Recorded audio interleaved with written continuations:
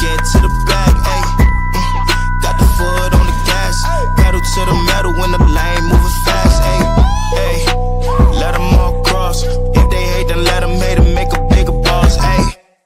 What is up, ladies and gentlemen? We are back. We are live. It is the Freight Coach Podcast, the top podcast in transportation, coming to you guys every single weekday, 8:30 a.m. Pacific, 10:30 Central, to break down some industry headlines. But most importantly, you guys provide some actual insight into what you can do with all of this information.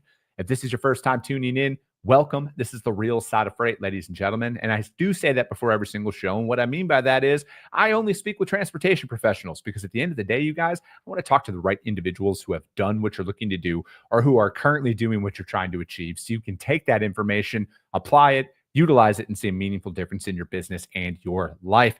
Happy Friday, everybody. I'm going to jump right into this one, but I have been reminded, I have to say this at the beginning of the show as well. If you get value in what you hear here today, which I know you will, and you're not subscribed, subscribe to the show, you guys. And if you're feeling really ambitious after this one, rank the show on iTunes and Spotify, because that's how we get out there in front of more people. And if you saw value, chances are your network's going to see value as well. All right, we're going to dive right in, you guys. I love speaking to brokers out there who go out and start their own thing, and then also work inside of a niche and really are doing the right thing out there in the market. And none other than my guest today embodies a lot of that. So I have Mr. Michael Cherney on the show with Cooler Logistics. Michael, thank you so much for taking the time to join me. Chris, it is a pleasure. Thank you for having me. No, man, I'm looking forward to this, man. Like, we literally met all of 7 minutes ago for the first time speaking, and I can already tell this is going to be an action-packed episode, man. So, dude, how'd you get your start in freight? Like, what brought you into all of this? Luck. You know, I was actually, my first job out of college was financial services, and I got in right in October of 2007. So right before that recession, and I grinded, but I got connected to Robbie Nathan from Load Delivered Logistics in 2009 and was the 7th person hired to Load Delivered Logistics. And I was there for 15 years, and I wore every hat that there possibly was. I led their expansion west and opened up their LA office, created a product, a joint venture with a produce company, and then built their managed trans product. And about 2.5 years ago, decided to, with my business partner, John Michael, start something fresh. And here we are, logistics. Dude, so why, when it comes down to it, man, I mean, what is it about the niche that you guys are really operating in? Or, you know, maybe let's back that up before you even answer that, man. What was it about going out on your own that was so enticing, right? Because like I talk about this, the idea sounds so cool when you're getting a salary. You know what I mean? Like, it sounds so great to like put everything on the line and go out there. What was that big thing for you, man? Was it just like, I'll let you answer that, but what was that big thing for you that was like, dude, I got to go out there and try? Yeah. So it actually was driven by my co-founder, John Michael. He was a big part. He was the money behind Load Delivered and a big part of Load Delivered. And when Load Delivered was acquired by Capstone in 2018, he had already kind of planned. He's like, I want to do this again and give an opportunity to pay back the leadership team or people that helped Load Delivered get to that point of acquisition. So here we are. We got an entire leadership team that John Michael put together that came from the Load Delivered like pedigree. So the core focus of that was to build a team that had been at part of Load Delivered. He wanted to give them an opportunity to do something fresh. Everyone on leadership has equity in our business. And we thought that the thesis was, if you have people with skin in the game, we're going to be able to get there faster, especially with the combined experience that we have. On top of that, cold logistics, right? We feel the specialized nature of fresh frozen food allows for greater revenue, more just-in-time type of stuff. Companies are looking to get that product off their docks because there's a clock. Yeah. And we feel like that's kind of where our specialty lies. Yeah. No, I think a lot of people fall victim to the, hey, it's $1 trillion industry. We got to offer everything. We got to do everything. And I truly get that mentality, but everything you're describing there is why I don't do cold chain logistics, like I did it early on in my career, right? Like if push came to shove, yes, I could make it work. Cause for the first 7-8 years, man, that's all I did was food and bev, dry and reefer. But we do open deck and heavy haul, right? Like 95% of my freight is flatbed, step deck, you name it. We go job site, crane load, crane offload, all of that stuff. We do that day in and day out. And I don't know how anybody could kind of do what we do. You know what I mean? Because, dude, there's just a lot of moving parts that come along with it. And if you're off on one thing, dude, when it comes down to it, like overdimensional freight, it's the same with refrigerated freight. If you're off by 2 to 3 degrees, your entire load is spoiled. Just like if you're off by 1 or 2 inches and it's a permitted load, you're done. Like you might be sitting for a week before they can get that stuff re-permitted in some states. I hadn't thought about it, but there's a lot of parallels between the two verticals. Absolutely. Yeah. And honestly, our specialty at Load Delivered was this refrigerated freight. So that was all the experience that our leadership team had. And there was no point in reinventing the wheel. Let's hone in on where our expertise is, be subject matter experts. Our ideal customer profile are the small and mid-sized customers within the food and beverage space. And that's retail, manufacturing, distribution. It could be raw materials, packaging, anything really that touches that money, because that's where we're experts. Yeah. And that's, again, and I've talked about this on the show in the past, man, there are some bleed overs. Yes, we do run some dry van freight. We do have some expedited sprinter van work that we have incorporated into our operation, but it's not like our core competency when we're out there selling. A lot of that vertical stays inside of our existing customers. Like very rarely am I going to go out there and be like, hey, we can do sprinter van work to a prospect. It's more, we have our core competency. This is what we like to execute upon day in and day out. And then if an existing customer comes to me and says, hey, we need this, or I know a guy who needs that, that's a different style of sale out there. And from what I've seen, and I'd love to get your opinion on this now, like, because from my perspective, because we started cold, 0 customers, January 2023. Like we had no revenue, we had nothing, and we've built up slow and steady. I'm very happy with the growth that we've had, but I noticed a lot of the feedback from our prospects came from when we were like very direct about why we're calling. This is who we are. This is what we do. Have you seen that difference, say pre-COVID and post-COVID, when you're out there developing business, where pre-COVID to me, you used to have a couple of decent conversations with somebody and they would give you a prove it shipment, right? Like, hey, we've talked enough. Are you actually who you say you are? Now, none of that is even happening, right? Like you might get onboarded, but it might be 2 to 3 years before you even move your first shipment for them. It has been an uphill battle. We also started with 0. Our start date was September 2023. So shortly after you kicked off yours. But we've been fortunate. One of our differentiating factors is that we focus on the relationships on all sides of it. We want to avoid being transactional with our employees. We don't want we don't want to be a fly-by-night employer. We want people that want to be here for the long haul. We invest in their development professionally and personally. We also don't post loads. So 85% of our freight is booked on relationship carriers that we've booked 3 or more times. Oh, wow. Now, obviously, there are some loads like we have to book a load with a carrier that we've never worked with before. But because of the nature of our ideal customer profile and the freight that they have, it's really critical that we're using relationship carriers that have proven success with us. Yeah. They know what we expect. They're willing to do the macro point. They give us driver contact. They know what our customers expect. And that way we can provide great service. So with that, we've been able to have spectacular startups to 2025. Every month has been our best month, and we beat the previous month floor. So like January beat December, February beat January, and so on and so forth. And last month was our best month too. So we're really excited about what we're doing here at Cool It. What drives that from a capacity standpoint, right? Because like I've met people, there's 2 schools of thought in the industry, and it's the ones who say they give a shit about carriers and the ones who actually give a shit about carriers and do what you're describing right there. And we're not that high with it. We really have our core carriers that we reach out to first before we go out to the load board, but we do need to post freight at times. And especially when we're in with a customer and we're developing new lanes where our existing carriers are like, dude, we just don't run there. Otherwise, yeah, we take it. What drives that? And how are you putting that out there when you guys are like, speaking to your customers or prospecting new business?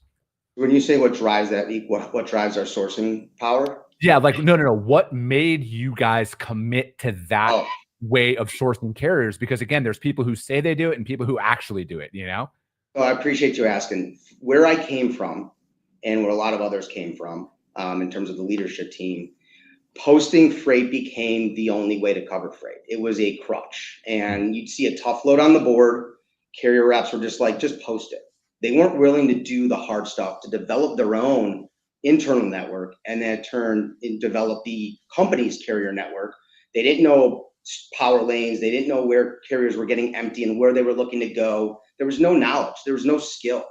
And so when we started Cooler, we were committed to never posting a load, because I wanted our carrier team to have the right habits, to have a strong carrier network. And our belief is by doing that, we'll have greater service, greater rates, and be able to grow our business because of the service we provide to our customers.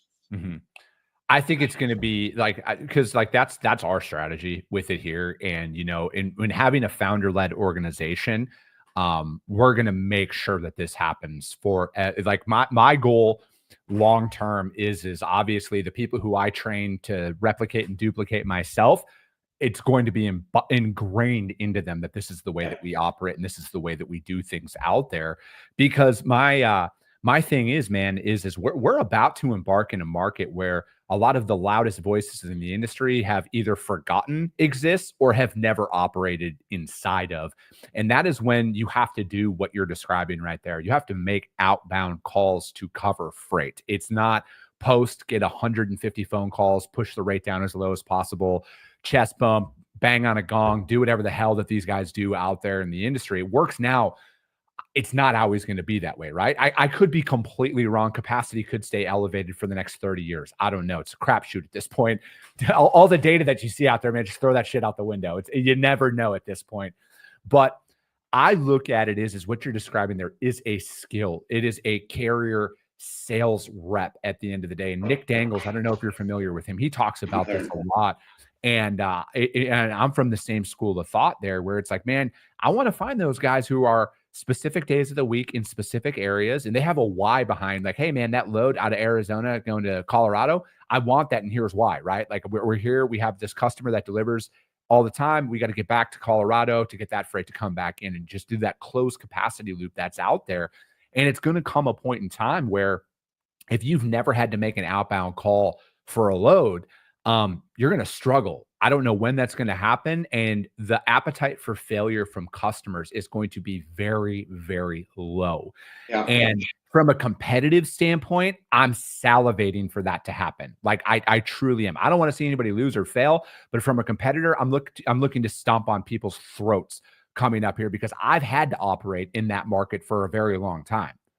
Yeah, it's interesting. There's been a couple facets to it. You talked about the skills that a carrier rep gains, and just post and answer the phone doesn't give you any skill. I mentioned our desire to invest in our people and professional development. They need to have skills that if they ever wanted to leave Cooler or Freight, that they have transferable skills and they've learned something. Mm-hmm. Posting freight and just answering phone calls doesn't teach anybody anything, right? On top of that, when we engage with carriers and they find out that we don't post loads, they're more interested in creating a relationship with us. And they give us more information with regards to what they're looking for and what they're not looking for. The customers also love that we don't do that. But then their next question is, how are you sourcing capacity? Mm-hmm. So it's something we're prepared to answer for. And then on the other side of it is with all the freight fraud and theft, we are limiting our exposure to that, especially with the nature of our freight. It's super critical that we avoid as much risk as possible. Yeah, no, I'm right there with you, right? I think I've said that exact statement about 8,000 times in the last couple of years. The only way to actually fight fraud is by continuing to use the repeated carriers that are already set up and vetted, that you have a trusted relationship with, right? And again, I'm not here to knock on any company or anything, but the data is the data. Fraud and theft continues to rise. So therefore, a lot of the tools that are at your disposal right now, either you're not using them or they're not actually weeding out this stuff, because again, you can go to the FMCSA database and put all that information in there and pull all that information. But unless you're having an actual conversation with somebody on the phone. Because to me, Michael, I can tell in about 3 seconds if the person I'm talking to is full of shit or not on the other end of the phone. And again, that just comes from actual experience out there. And, for me, furthermore, man, when you're trying to build long-term partnerships, whether it's with a shipper or with a carrier, man, the shippers love seeing the same trucking companies show up, especially when they're brokered and they're working with a broker and they're seeing that same logo showing up time and time again. They love that stuff. They eat that stuff up. I don't know why it's not more applied across the industry. It's definitely appreciated. And don't get me wrong, this is definitely the path of most resistance. It is not easy, right? Correct. As you said, our guys are making, and girls are making a lot of phone calls to cover freight. And we say, like, for any new lane, any new market that we haven't seen before, it takes about 10 loads for us to have a fully developed carrier network. And we'll grind it out. We might take some losses early on. We won't fail. But by the 10th load, we have a very robust carrier network developed on that lane.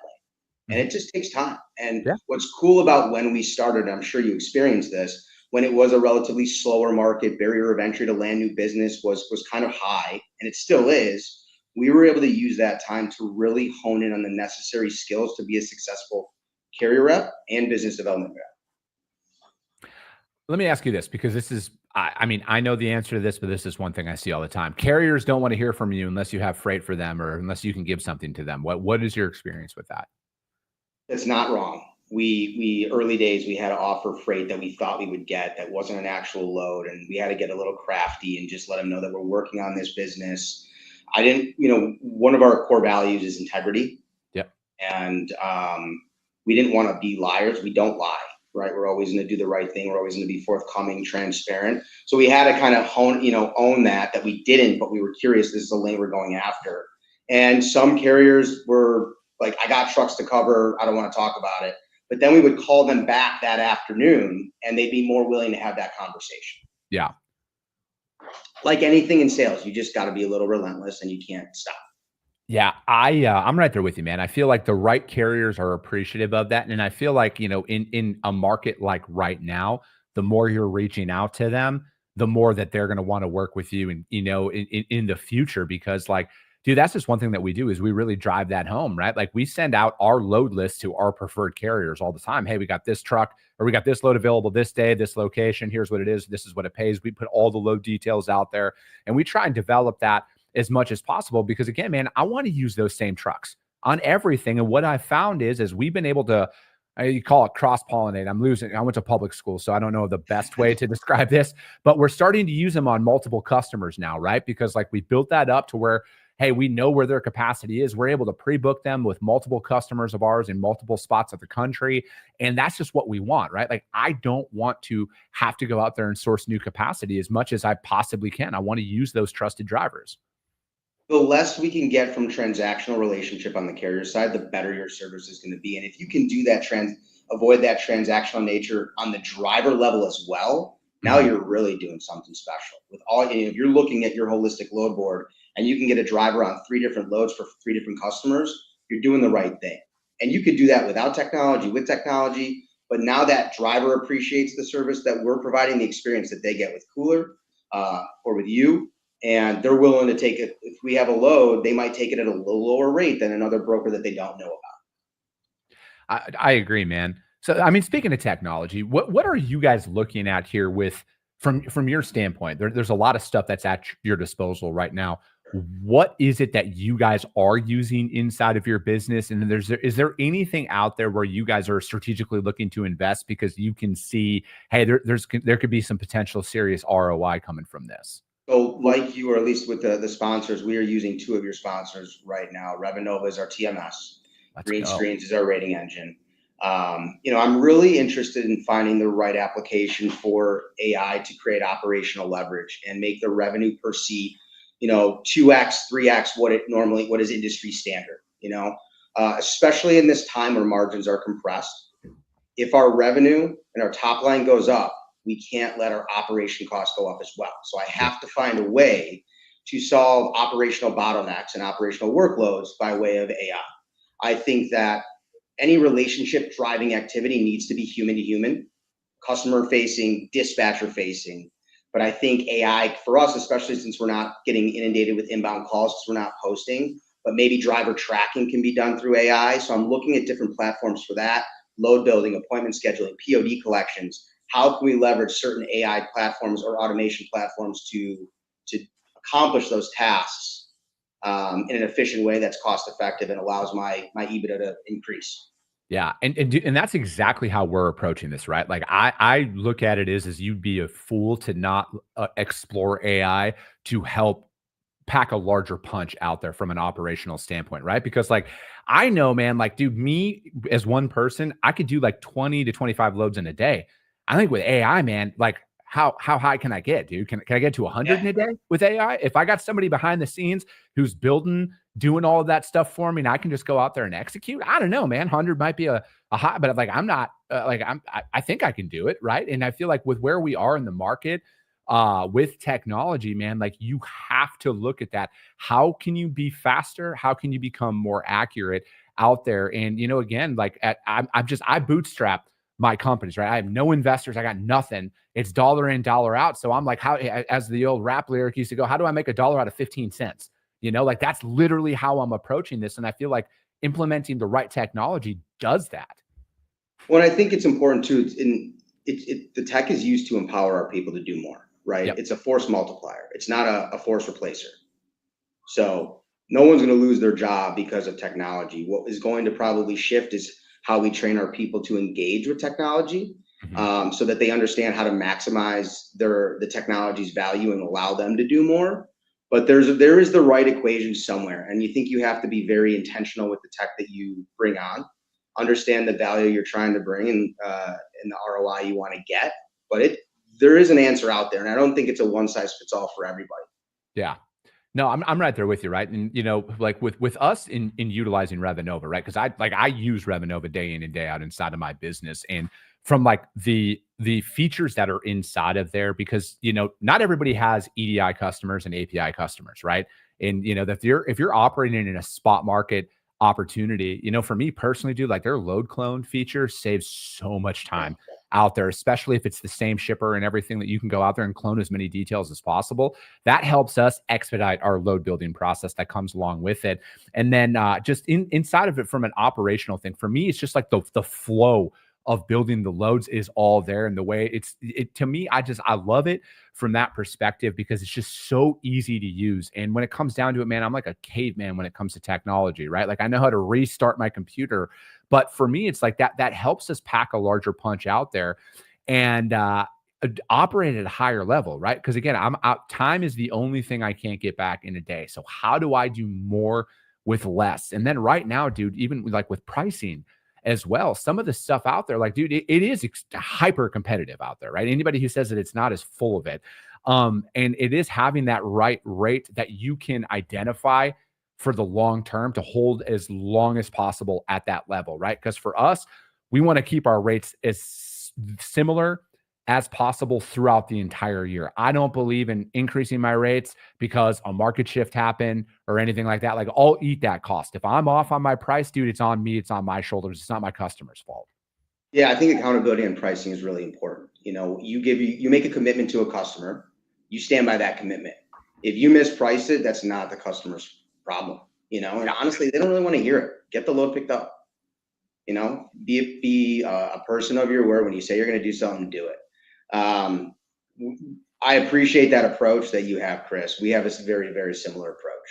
And pricing is a nuanced art. You know, that you're not sure if you're going to be right. And just because green screen says one thing doesn't mean you're actually going to buy at that price. And depending on where your room is and how developed your network is on that lane, your price is going to fluctuate. Yeah. And you know, right now we're at about 20% win rate with all of our spot business, which I think is a pretty good number in this current market. And our margin is very, very healthy. So we got contract freight, we got spot freight, we got a nice mix, and the spot freight does help us come up, even though spot rates are down. Yeah, it's dude, it is pricing is an art, right? And I want a lot of people to understand though, like you need to look at like rolling 12-month data.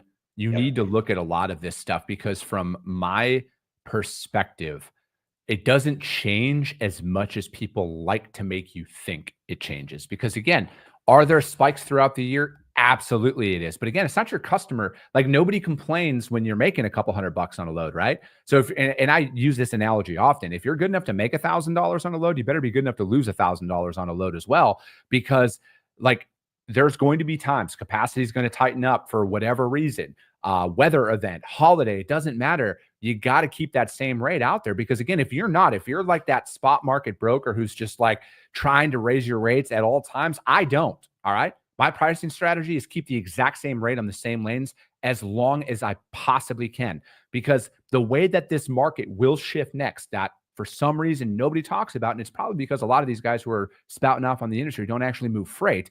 The customer will not raise their rate, but the carrier will.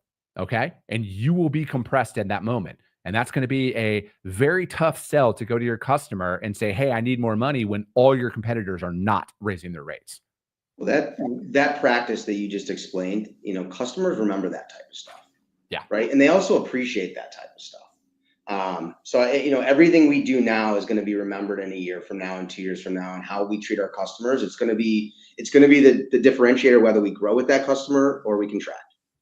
Yeah. No. And that's the truth, man. And that's like one thing that I never respected until I was self-employed, was I need revenue 12 months out of the year. All right. No customer is replaceable from the sense of like, oh, I'll just go find somebody else. You know what I mean? Like it's so hard to get somebody's business and then keep their business year in and year out. I don't know if enough people put enough focus on customer retention, because a lot of the growth most people are looking for is already inside of their active book of business. If you have established customers that you're working with right now, chances are you're not getting 30, 40, 50% of their freight. So a lot of that growth is already there. So like just this mentality of like, oh, I'll just go find more business. I don't know, man. Like I would rather keep and work with the same people time and time again and grow that way than have to constantly shuffle through new providers. It's great that you bring that up. I agree. I think that customer retention is often forgotten about, and there's such a great focus on new business acquisition. We're at about 75% customer retention, which I think is healthy. It's going to happen. But going back to what you said about keeping your rate level, if you raise your rate and you don't have a compelling enough reason, there are 20 other brokers knocking at the door of your customer. And if you don't do something that's worthy of that price adjustment, you're going to get booted. Yeah. No, I'm right there with you, man. I don't know if enough people put enough emphasis on how competitive it is out there and how many people are actually calling your customers at any given day. Because on any given day, I'm at least touching 50 of your guys' fucking customers, all right? And that's the truth. Because I'm out there to grow. I'm out there to scale. And I'm not sitting on the sidelines and sitting on my hands idly waiting for things to change, man. Like I don't have, like, I have been self-employed since the literal pandemic started. All right. I don't know what it's like to do anything other than to put myself out there unapologetically every single day and hope to get consistent revenue inside of my companies. And I'm very fortunate to have that, but I know how hard I've had to work to get there. And I'm not willing to throw that away because of a loss on a shipment or something like that.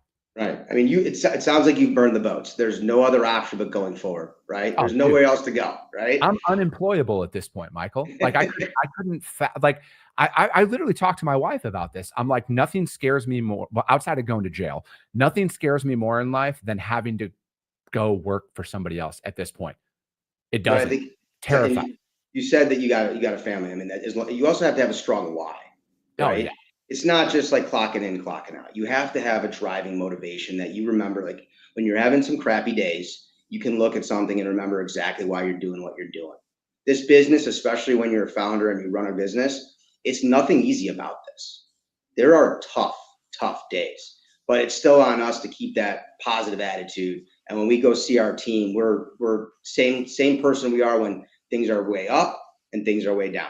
It's our success is dependent on how we act in that situation. Oh, dude, I'm right there with you, man. I look at it as they're like, what would pain me more? Looking my kid in the eye, telling him, hey, buddy, you can't do the stuff you like to do this week because dad was too afraid to pick up the phone, or some complete stranger who hates their life anyways that's going to hang up on me, right? Because like if you just look at statistics, you guys, and then another thing, and that's why like from a content strategy, I try and put this stuff out there a lot. They're not thinking about you. Okay, just because they hang up on you, like I had a dude hang up on me this morning. Do you think he fucking remembers I exist? Absolutely not, man. He's already thinking about after work beers probably at this point. 100%. Oh man, dude, Michael, I appreciate your time, man. This flew by. Thank you for taking the time to sit here and talk about your guys' journey out there. How does anybody reach out to you guys? Are you guys hiring? How can anybody find you guys? Right now, we are not hiring, but we're always looking for new business, obviously. But www.coolerlogistics.com. You can also find me on LinkedIn. I'm always available and interested in having conversations about freight, about just being a professional or anything personal. I'm available. And I really appreciate you having me on, Chris. It was a pleasure. Long-time listener. Glad to be a part of this, and I'll continue to listen as we go on. But I really do appreciate you and the conversations you have around freight. It's great. Thank you, man. I appreciate that, Michael. And that will be it for today, though, ladies and gentlemen. If you got value in what you heard, subscribe to the show, you guys. If you're feeling really ambitious, which you should be, rank the show as well, because if you saw value, that's how your network's going to see value. I appreciate you guys. I love you guys, and we'll be talking to you soon. Came back with a bang, window down, yelling out money, anything. Hey, ooh, got the foot on the gas, pedal to the metal when I'm getting to the back. Hey, got the foot on the gas, pedal to the metal when the lane moving fast.